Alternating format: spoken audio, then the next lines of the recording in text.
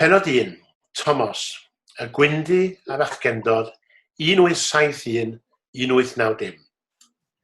Dau beth yn unig a wnaeth y Gwyndi iddo, ei eni a'i enwi.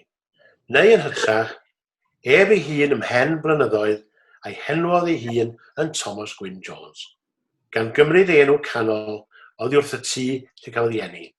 Y Gwyndi uchaf, Betws yn Rhos, ger Abergele yn Sir Ddinbych.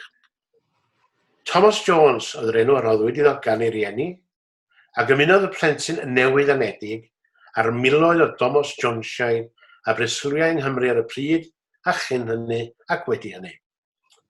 Ond nid Thomas Jones na T. Gwyn Jones yn unig a aned yn y Gwyndi ar y degfed iddo Hydref 1871.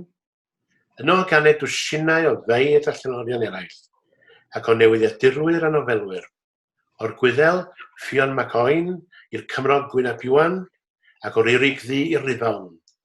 Byddai angen rhyw 2 neu 3 cofrestr i gofnodi pob un o'i enwau. Hoffau Gwyn Ffigenwau. Fe'n ganed i ar storm, ac y mae storm yn ysbryd neu T. Gwyn Jones yng nghyfnos ei fywyd. A pharhaodd y storm honno yn ei ysbryd drwy gydol ei oes. Ei fam a ddwedodd wrtho am y storm, mae'n dwedodd lawer o bethau gwerth eu cofio wrtho. Bu'n wrthryfelwr drwy oes, yn wrth gydymffurfiwr, yn ymgyrchwr brwd blai heddwch, tegwch a chriawnder. Casau ormes a chylondeb, ffieiliau dwyll ar agrydd a gwawdiau ffolinebau dynion.